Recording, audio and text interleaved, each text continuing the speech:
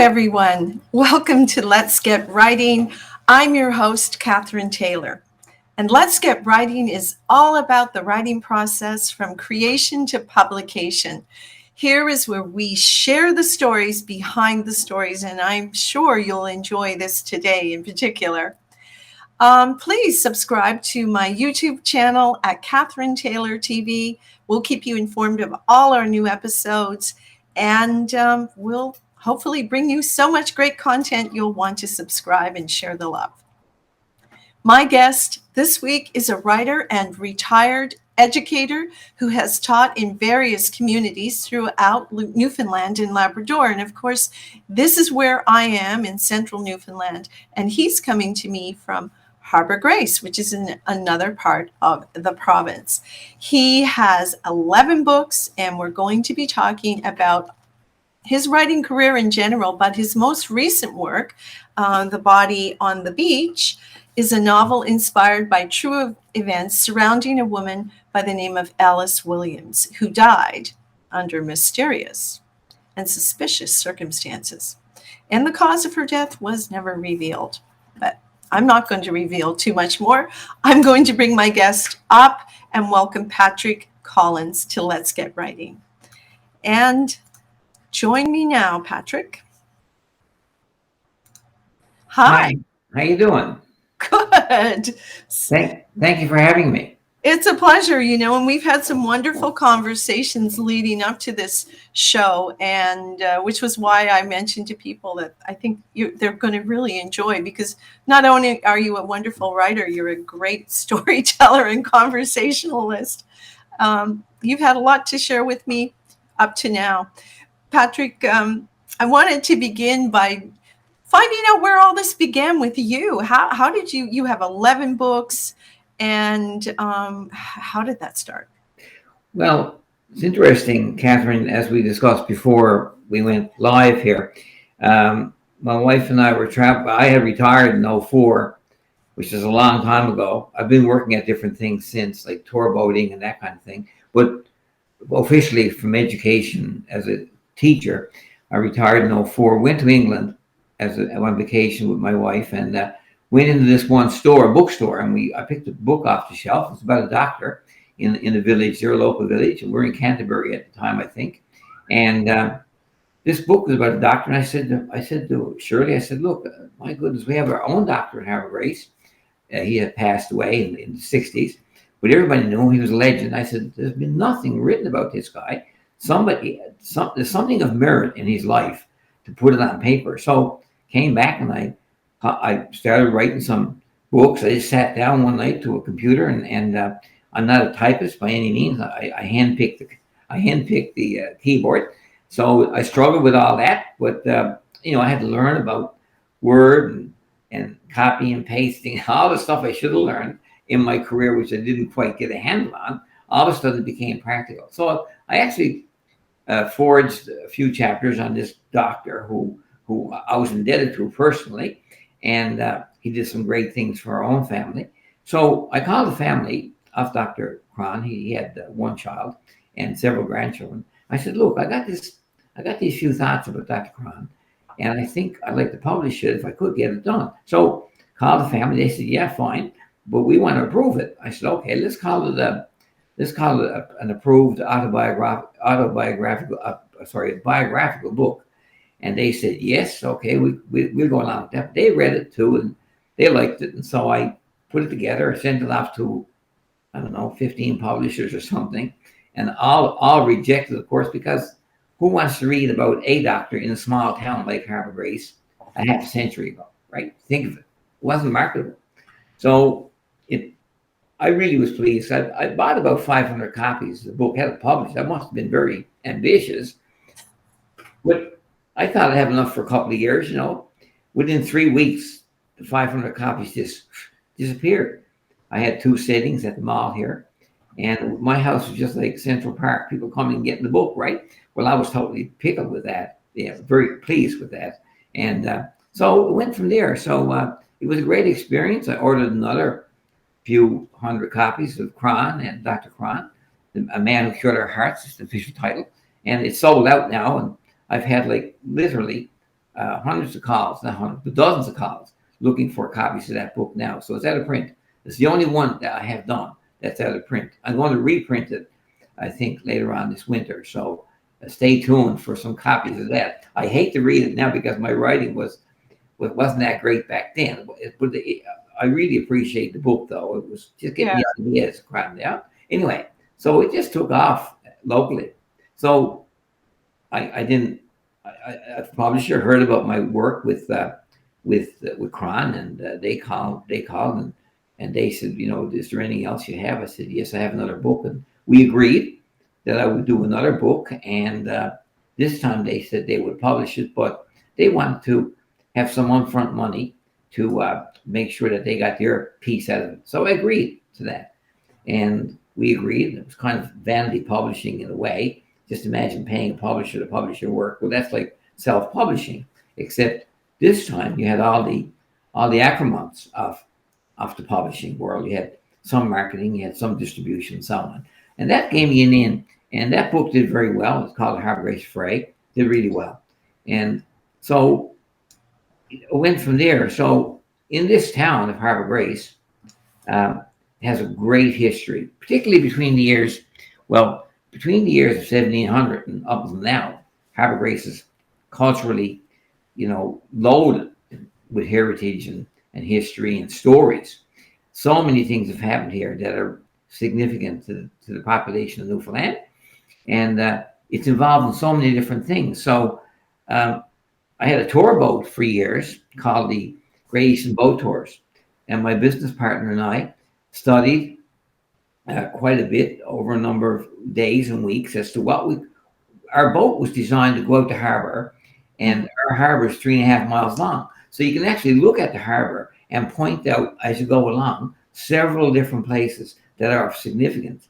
And in each of these places, there are people that are tied to these places and stories about them. So we researched them. So I researched the stories of Gibbet Hill, for example, and the famous murders that took place there. And then you got a book called the Gibbet Hill. Then I researched the story of the Harbour Grace Fray, which was a riot. A riot happened here between Catholics and the Orangemen when they tried to march through my town of Riverhead, the Catholic quarter of Riverhead. And just like with the Troubles in Ireland, we put up a fight. I say we, but my great-great-grandparents did. And sadly, 5 people died. But I built a love story around that true event. And that book really did well. And the Kyle, the Harbour Grace, the spirit of the Kyle, the SS Kyle, is sitting here in our harbor. There have been more pictures taken of that in the last 50 years than you can think of. So I researched that book and that story. So many true stories about that. So I took a character who went to England and got involved with a murder and jumped ship on the Kyle to come back. He stayed with the Kyle. And of course, he witnessed all these true stories. So I used that character. So it went on from there. So Catherine, there's so many stories about Harbour Grace over the years. Now, if you think of 1830s, 1930s, that would be my era for storytelling in the sense of the things that happened. So all my research over the years, my reading on the history of Harbour Grace, have been located in that time block. Yeah. Well, and it's interesting because as you're telling and talking about the different books, and I have the list of them here in front of me, I'm going, okay, this is Harbour Grace, Newfoundland and Labrador. This is a fairly small community. I think more robust more robust, but it was a larger community back in the day probably than it is now. Would it be correct to say that? Absolutely. I mean, Harbour Grace back in the 1860s, 1870s, had 11,000 people, second only to St. John's. It was the center of the seal fishery, the seal hunt. There were no less than maybe 70 or 80 sealing boats that left here to go to the front and bought back like 7,000 and 8,000 seals themselves. Then that narrowed down, of course, as the years progressed. But then they discovered the seal oil was so important to the European industry that it burned almost in a translucent way. It didn't give off much by way of soot, for example. So that became a really big commodity, oil. And then cod oil became a health commodity. So the Mon family they were huge here. I mean, John Munn, if he were alive today, he would be equivalent to our Danny Williams in terms of wealth and so on. So, and then we had Thomas Ridley, and all of these guys involved themselves into politics. They ran, they were appointed to the legislature. So they were very wealthy. Their estates, many of their estates still sit in Harbour Grace. And then we had innovation coming here, like with the railway. The first railway came into Harbour Grace in 1884, the Harbour Grace Railway. Mm-hmm. And then we had the Harbour Grace Water Company. Just imagine. It was in place. Unbelievable, so it just went on. So, I mean, the kinds of things that happened was a very progressive town. And so and then you had an influx of people coming. So Harbour Grace, I don't mean to hog the Harbour Grace wasn't the only place. Of course, you had Carbonear next door. Grand Falls, Windsor, where I was hatched. Exactly. That had Lord Rothmere, Lord Northcliffe. It had the English connection too with the paper mills. So it was unique about Newfoundland when you think back at those times when it was very progressive in some ways. Like it was, and then it was a stopover once the flying ships got going, and it was a pretty incredible province. I almost wish I was back in that time. And I'm sure you did, because you're just mining it for material. You take Amelia Earhart, for example. Yeah. So I take then true stories and I embed that story in a wider fictional story. So if you take the murder of Alfreda Pike, a young lady who was murdered here back in 1870, she was murdered, and sadly, it took 50 years to solve her murder. So it was a whole unit set up to come in to Harbour Grace. The constabulary sent 4 or 5 officers to concentrate on that. The boyfriend got blamed. He jumped ship and ran to Europe, or New York, rather. He ran to New York. And of course, in my book, I trace his life coming back to Newfoundland. So all the people had accepted the fact that this man this guy, young fellow, Thomas Pike, had murdered Alfreda. And so we saw the struggles that family went through, and they never found out until 50 years later who did this crime. And the true story is the guy who committed this crime was a cop who was investigating the murder. So I took that true story and I embedded it into a wider story. So I think that has such an attraction for me to write those stories. Well, Patrick, in writing those stories, I mean, what's your leeway there between the fiction and the truth, and how do you stay true to the story and insert your facts and things that make a book? Tell me more. Okay, so first of all, for the reader to be able to discern between truth and facts, just not going to happen. I just want to entertain people. So if they read a story and they see, my God, is this true? Well, the only way for them to find out is to write me and ask me, basically. But I'm kind of like, I kind of model my writing. I don't know. I hope that Wayne Johnson isn't listening, because if he's listening to this, I'm in big trouble. But I try to use him as a mentor, as a model to write my books. So if you think of the Unrequited Dreams or the Colony of Avalon, those kinds of books, they're written as if they're history, right? Joey Smallwood walking across Newfoundland, things like, dating Fielding and things of that nature. I mean, that never happened in that sense, right? Maybe I think Johnson said, if it's a kernel of truth in what I write, it's about it. So any given book that I write, there will be truth in it, but it may be small, it may be big. But what I like doing is expounding on the story. So in order to get, I don't know about you, but the Titanic was never something for me that I was really enthused with. I was amazed at the size of it. I was always interested in the story, but not to the extent that I was. So and nobody very much really, there weren't great populations of people going out to read about the Titanic, I don't think. But when the movie came out, which was a fictional story based on a real story, it just exploded. All of a sudden, people were diving down to the ocean to see the Titanic, and relics from the Titanic became important. So I think this is an example of where we can take history, use it as an entertainment piece That way, then you can get people to go back and look at the actual history to find out, but you can create a great piece of art. Yeah, So, you can. And speaking of which, I want to bring you around to The Body on the Beach, your most recent book. And I have to say, I thoroughly enjoyed it because you had all the elements that I like: some romance, some mystery, and flawed characters, and all the good stuff was in there. Plus, you kept me guessing.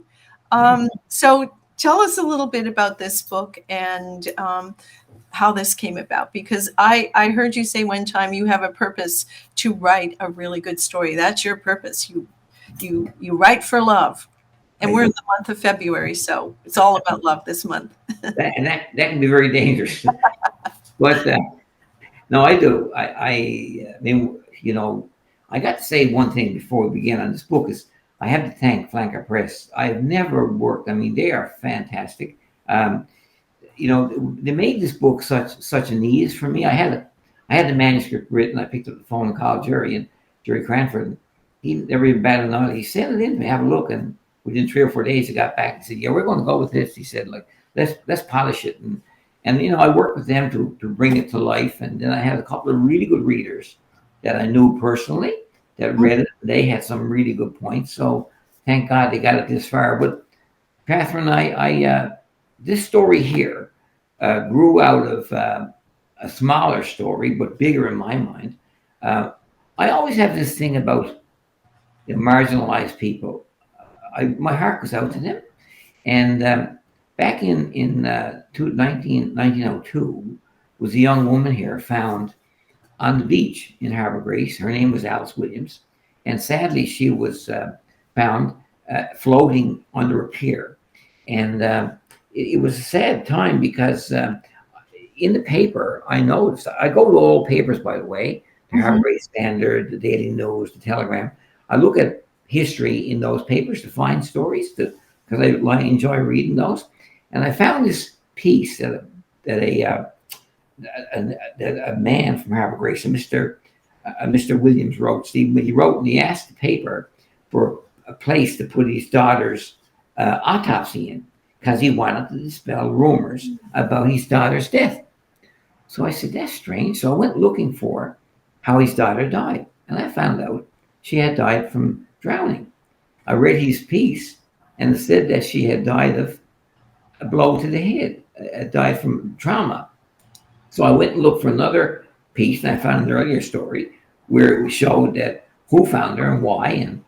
And then I went to the church records in Harbour Grace, and I discovered in St. Paul's Church that 10 years before her death, she had a child, and this child died, and it was outside of marriage.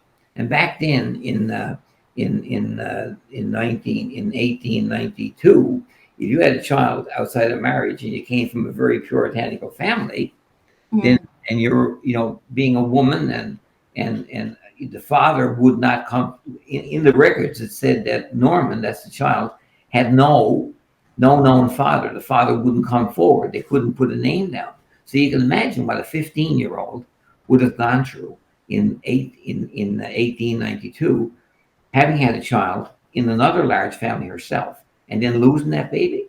And then after that, she ended up with several different partners. And of course, in the paper, in the news report, here's what the reporter said. She was known to the community. And what do you think that means now? She was known to the community. If a woman who was like her age, early 20s, is known to the community, you know what that means, right? Yeah. So I could never find out why she died. I know that she went to the police that day. I know that 2 men saw her a half an hour before they died. They weren't even brought back for the inquiry. The policeman did not give any information. Her boyfriend's mother came with her to the police earlier that day. There was no evidence given as to why he did that. So the whole business was almost like her death was dismissed. Yeah. And that stuck with me. So this book, Body on the Beach, is a fictional account of that woman who was marginalized. So I wanted to write a book, a story, where a woman was marginalized, felt so that way in society back in 1927. And I wanted it to be solved or found. I wanted to be investigated by a cop who was flawed. He wasn't this super cop. He was a very flawed character. So I created another woman that he would have a relationship with, where they both would work together. She a journalist and him a cop. So that's how the story unfolded. Yeah, it was quite nice, and she herself had a very interesting story as well. We can't give all this away because, of course, people need to read the story to. Well, I know my publisher is probably watching now, and they're cringing because I'm talking about some of the elements of the story. I'll keep you under control. Good job. I'll stop you if you go too far. Right. We don't want to ruin anything for Jerry and the gang out there at Flanker. Oh my goodness! But the enthusiasm you have for your writing and these elements of bringing the history forward is so evident, and your passion for it. So where did that come from, you think, Patrick? You were an educator your whole life, and and then you retire, and all of a sudden it's bang into writing books. So was it always in you, or what inspired you? Well, I got to say my career, with my tour boat career, we owned a boat, as I mentioned earlier. Yeah. We bought a ship here, and a boat. Ship is the wrong word. It was a 32-foot ship boat, and we created a business called Great Eastern Boat Tours. And for that, we had to go to research the stories. And of course, when I was a tour guide one day, and my partner, drove the boat, and then the next day he would drive the boat, and I would do the interpretation, and so on and so forth. So we switched. And what I found, I hated driving I hated sailing the boat myself, and I really enjoyed capturing the people with my stories, our stories, the Harbour Grace stories. And I said, my goodness. So I think that caught me up. That really caused me to catch on to the idea of storytelling. And of course, writing I think, is just another fashion of storytelling.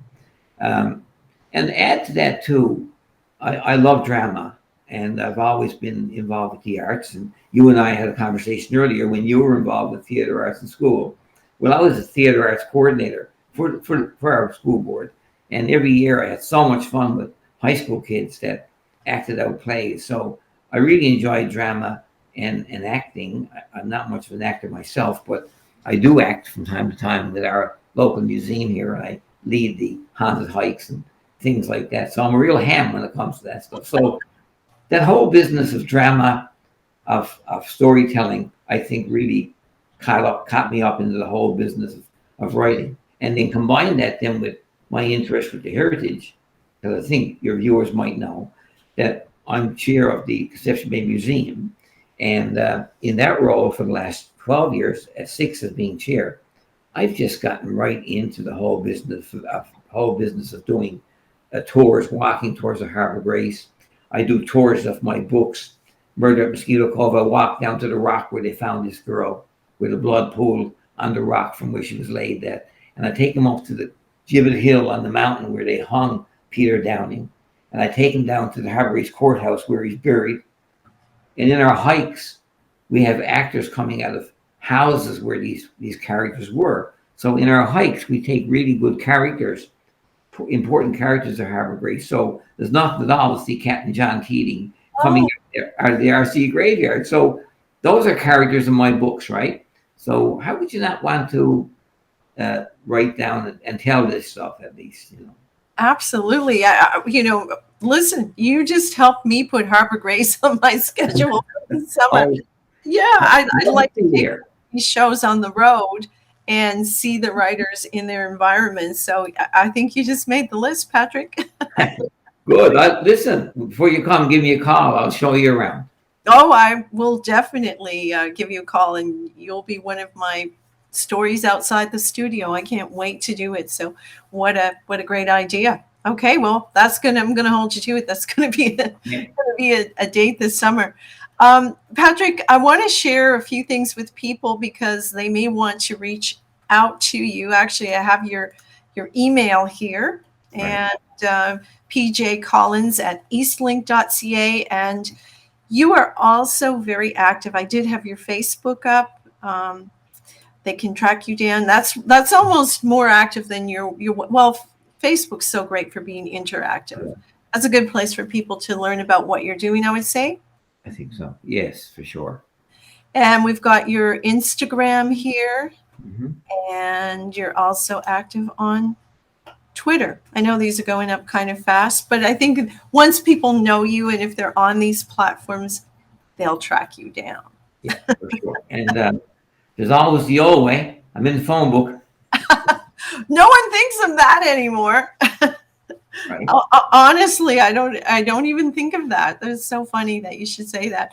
Well, Yeah. we're just coming up to being out of time, Patrick. So we have a little minute or so. Anything else you'd like to share about your writing, or what's my turn. What's coming up? What's in the works? Well, my next book is about two bodies that are again found at the bottom of a cliff, and one guy is a teacher. He's been teaching here for 25 years in Bristol's Hope. It was once called Mosquito Cove, and he had been there's a superficial wound to his neck, and a few feet away is another body of another young man, much younger, and he in the school teacher's hand there's a woman's shawl that he had grasped all the way down, and it's about that. How did these two bodies end up here at the foot of a mountain or called Lover's Leap? And so that's what it's about. Then I take you on a journey. The writer, the character, takes you on a journey of exactly how or why these bodies ended up here, and that's how it works. So. Interesting. I've thrown the cover up here so people can see Right. the cover on the current one. And Right. I love that cover, by the way. It really, when it arrived, I was just like, this is very intriguing. And so we'll be looking for the next mystery book coming up. I just want to thank you so much. I feel I could talk to you for a long, long time, and we're going to jump on to Instagram and continue this conversation. But I want to thank you so much for your time and the conversation. Well, thank you, and I really appreciate this opportunity. Wonderful. And folks, thank you so much for joining us again. All the shows are carried on my YouTube channel at Catherine Taylor TV. So please subscribe, and we'll keep you entertained. Have a great day.